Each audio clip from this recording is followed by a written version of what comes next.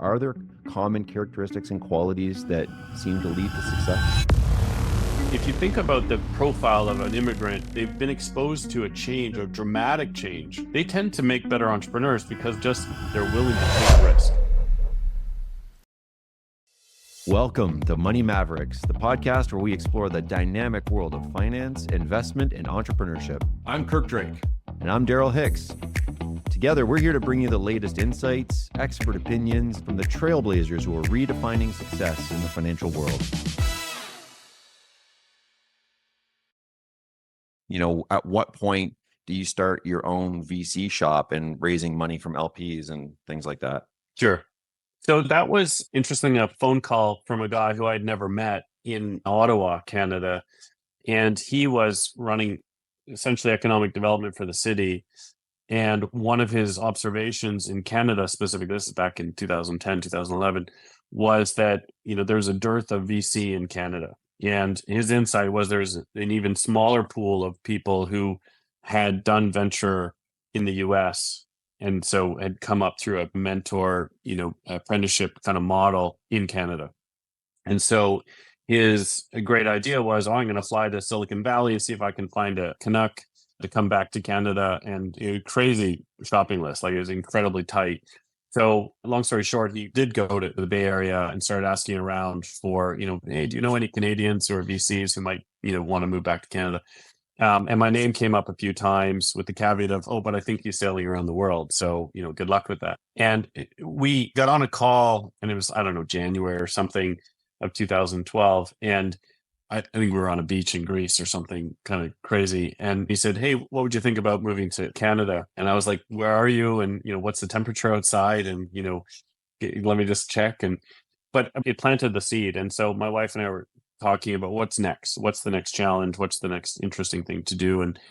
And ultimately, obviously I moved to Canada and started the firm and we've been successful thanks in large part to our entrepreneurs. But the idea was, it was the combination of everything that I really enjoyed from my business career at that point. And what I mean by that is that I really enjoy going from 0 to 1. I really enjoy startups that, just have to change the world. They just have that sort of biting passion and are crazy enough to take on the world, knowing the odds in a lot of cases, because it's tough. I really enjoy going to 0 to 1. I feel like there's the most contribution from my experience and learning. I learn the most in return, selfishly. The most reward is at that stage. And then finally, in Canada, there's very few, or certainly a lot better now, happily, but very few early stage VCs who really get it, like who really, are entrepreneurs as well. And by the way, everybody on my team has founded at least 2 companies. That was really important to us, or is important to us.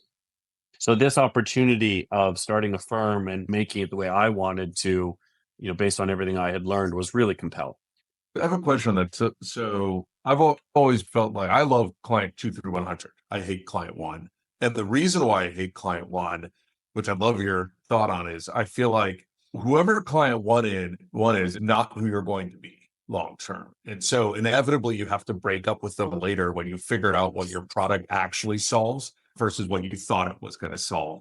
And I feel like that always, that I feel loyal to that person and I hold on to them way too long instead of being able to have that conversation of, hey, look, I'm sorry, I know I told you we were making muffins, but we're actually going to make pizzas, right?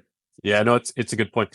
I like it only because the difference between 0 and 1 is infinite. And the difference between 1 and 2 is only 100%. And the first employee, the first customer, the first dollar, the first product release, all of that gives me the biggest rush personally.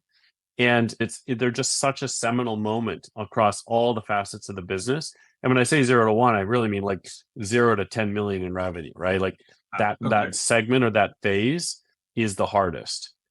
Another way to say it is that, and hopefully I don't offend anybody, but I really just don't like employees. I don't like 100 employees where I have vacation pay and all of that stuff. It's just, now there's leaders that do that and they extract. Daryl, I think, is the student of this world where, how do I extract the most out of people? How do I grow them and groom them? I have no interest in that. I only have an interest in CEOs who are willing to punch through walls and do all-nighters and do what it takes. Like I get off on that as opposed to the steady state big company thing. Just a nuance. We all have a role to play. It's amazing. So I basically said to my wife, I'll spend 6 months in Canada, naively, honestly, in retrospect. If I can raise $10 million, we'll kick off a fund and we'll move to Canada. And we stayed at our house in DC during that time. And I was lucky and pulled it off in 6 months. And in today's environment, I think that would be tougher to do. I think I just got extremely lucky in timing and had some early backers and LPs that saw something and felt like this needed to exist. And now fast forward 10 years, 12 years later, we're managing a couple $100 million of seed stage funding. And we've invested in, I think, 75 companies. We're thrilled with what we've built so far. Yeah, it's phenomenal. And you guys have a particular focus on fintech as well, if I'm not mistaken. Is that accurate? It's better to say we have a focus on enterprise. And put more succinctly, I really like taking on the incumbents and in antiquated industries. And fintech is the poster child for antiquated. And I don't mean that in a super negative way, but fintech is, finances and accounting and dollars. It's really important that we have stable systems, right? This is the foundational principle of the world and money. But having said that, a lot of the systems that are in place are, were built for a completely different network. Credit cards, for example, were built, decades ago. They work fine, but they were never built for the digital era. They were never built for card not present. They were never built for the internet. And so there creates an opportunity. So in general, we like going after problems that new modern technology allows us to look at an industry in a new light, in a new way. And then underpinning all of that is that we care a lot about what we call it like utility investing. So what is the value proposition? Does it actually provide tangible, monetizable utility? So, FlexPay, for example, your company, Daryl, where I got really excited was, hey, this is how you do something today. If you add our technology, we can prove to you right to the penny that we've made you money. That to me is super compelling and it's demonstrable, as opposed to, hey, wouldn't it be neat if I had a robot that walked my dog? That's okay and that's innovative, but we're just much more interested in hardcore utility that you can measure. I had this really fun idea for an app that I wanted to build for piano teachers that I was really passionate about because I love piano. But in the end, FlexPay won because no, but it's partially a joke and it's partially not. Like part of my lens, my rubric that I'm looking at opportunities through is, well, it's always three things for me. It's like, one, is this profitable? Right? Can we actually generate profit solving this particular problem? Two, is it scalable? Right? This speaks to the TAM and the SAM, like how big of a problem is this really? And the third is that at the very least net neutral for society, but obviously what we're looking for is something that's accretive to society, right? And when I looked at FlexPay through that lens, I'm like, well, this is a huge problem, one that we have a lot of experience and expertise around. It's the ROI is super hard and super clear, and you're living on a knife's edge because the best solution ultimately will win when the ROI is that clear and that hard.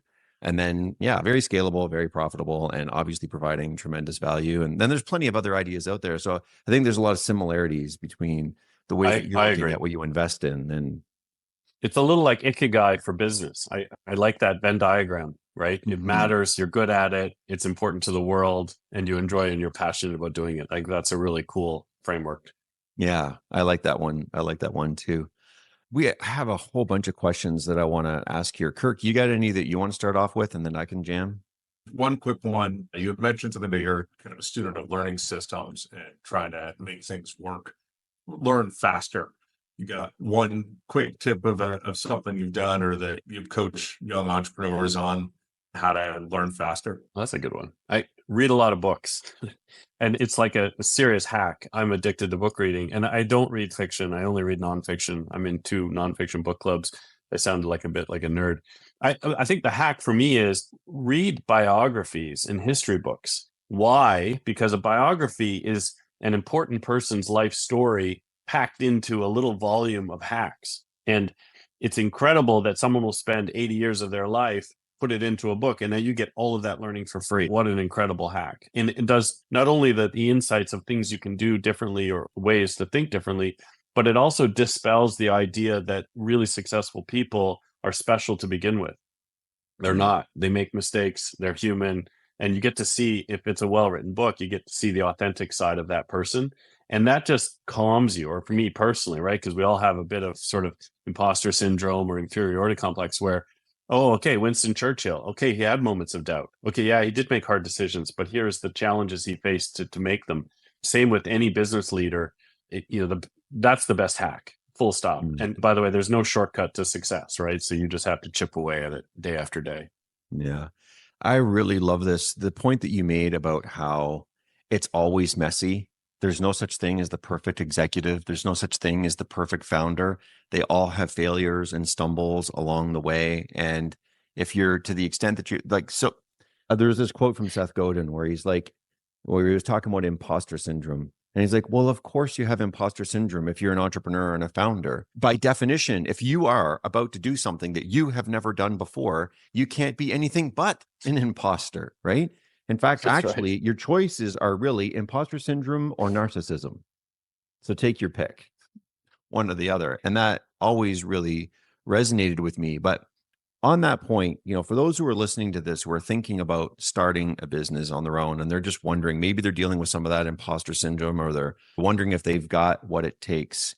There was something you said about the airports that really resonated with me when you said it was the leadership team that really stood up and shepherded that business through a really tough time. And it made me think of CEOs, founders, and leadership teams inside of startups.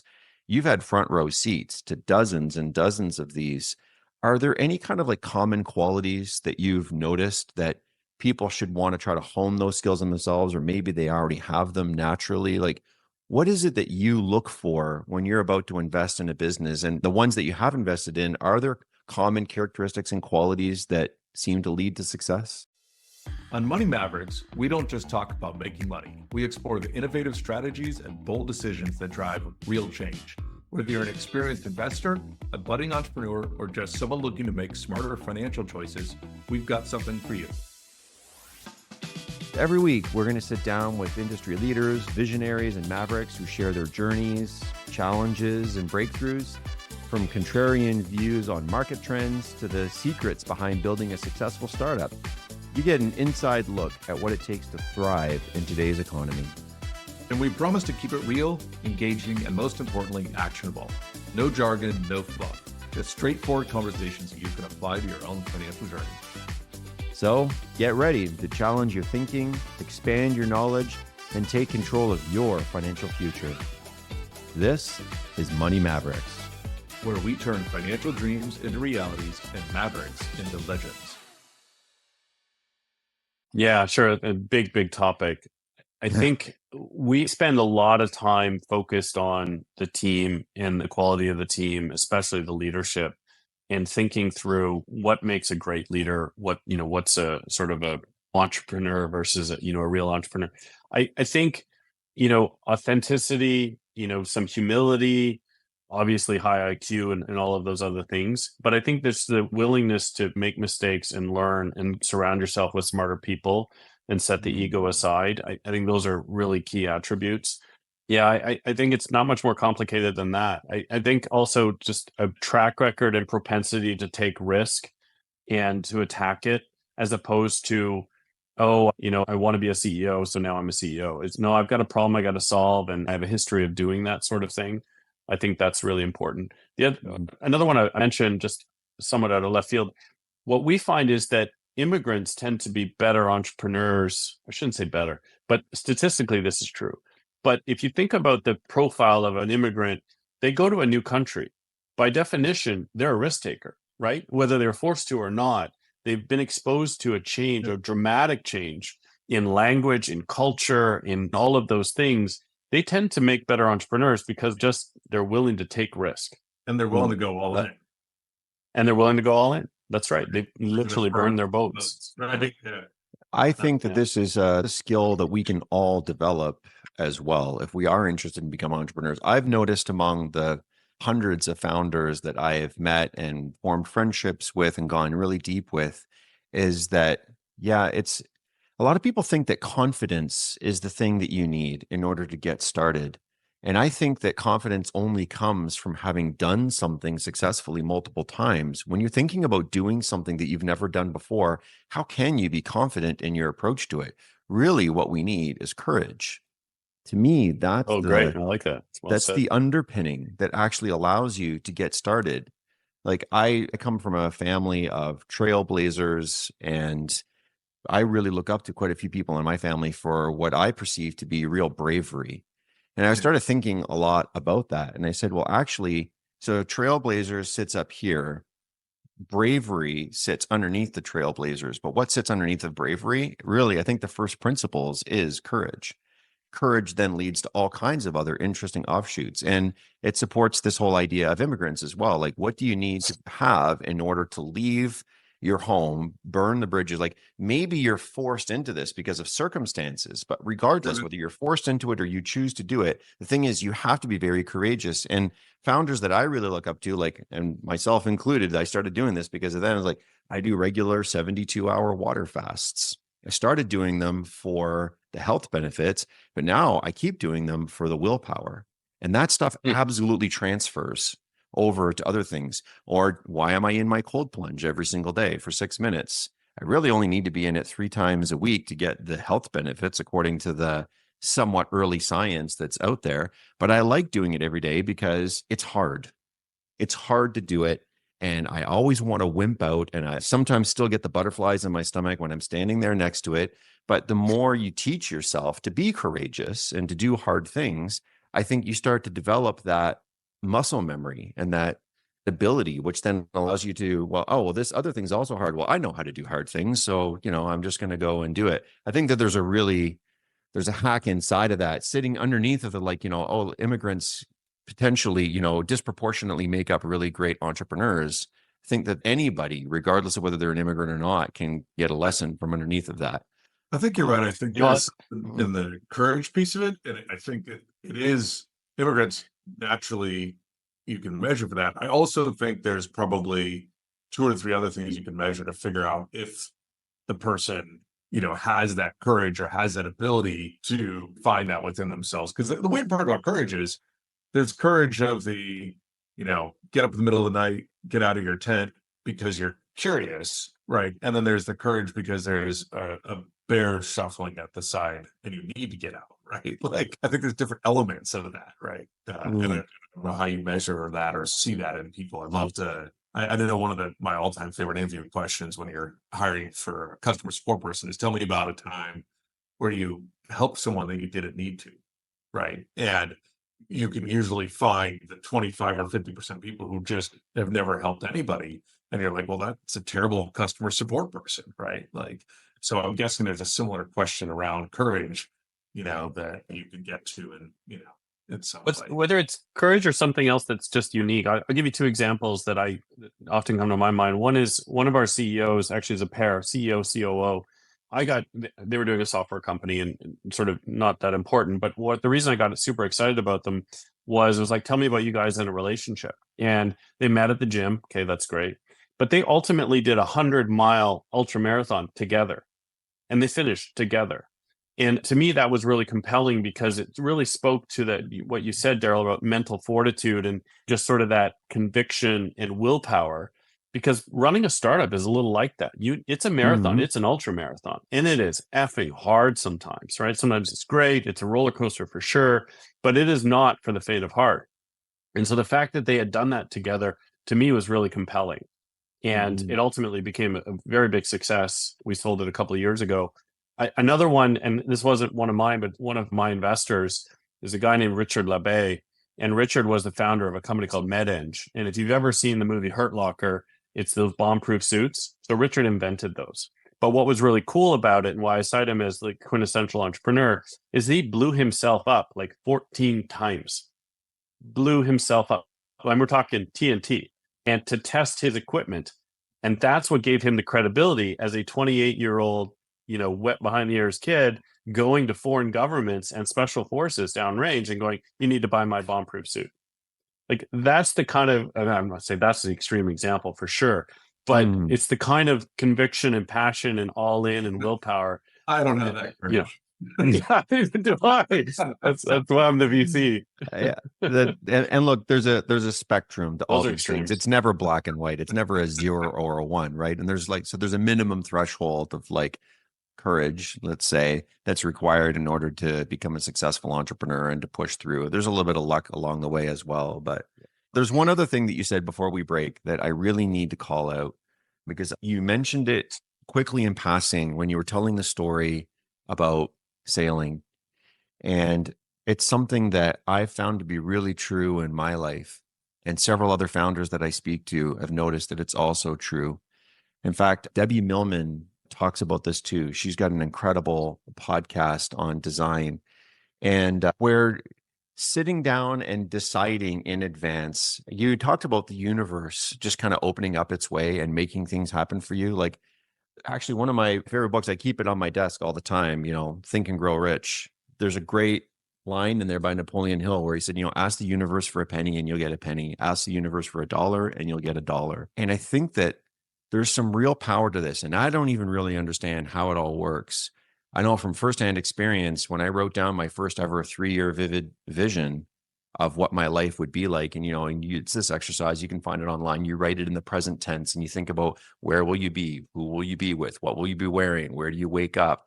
What are the things that you eat? What are you doing? Like, just describe every little thing about your life and think about your perfect day and all the things that you want to have had accomplished by then and write it down in the present tense. I completely forgot about the first one that I wrote until years later. And I looked at it just by complete coincidence on almost the 3-year anniversary of when I had written the first one. And I was absolutely dumbfounded at how much of it had come true without me even actually going back and looking at it on a regular basis. And This is the one about meeting an amazing crediting guy. yeah. Yeah. That may have been there for sure. No, but this is one of the things that Debbie Millman teaches to all of her students as well. It's the number one exercise that she gives them as takeaways is like, please, I just beg you, do this thing. And she uses a 10-year window where she's like, just like get into that space and like write like as if your life depends on it, because it does. But get super, super clear on where it is that you want to be and who you want to be around and what your career and your family and your friendships and love and everything in your life looks like. And I think there was a little bit of that in your story when you were talking about, like, when I asked, like, what leads to just like, so many people talk about doing something like this and so few do it. And so is there anything else that you can kind of unpack around that? Or do you think that there's something here, or you feel like I'm completely off my rocker? No, I'm we sing the same philosophy, not being judgmental. I think most people go through life in a reaction mode. They react to whatever stimulus that they're presented with. I think there's a small percentage that are proactive.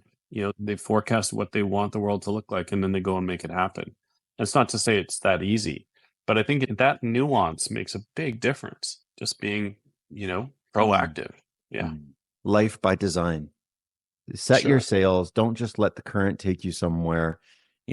Take the time to actually think about the destination, set your sails, and it'll be an adventure, because the storms will come way up. More eloquent than where I was going. Well done. Yeah, absolutely. Yeah.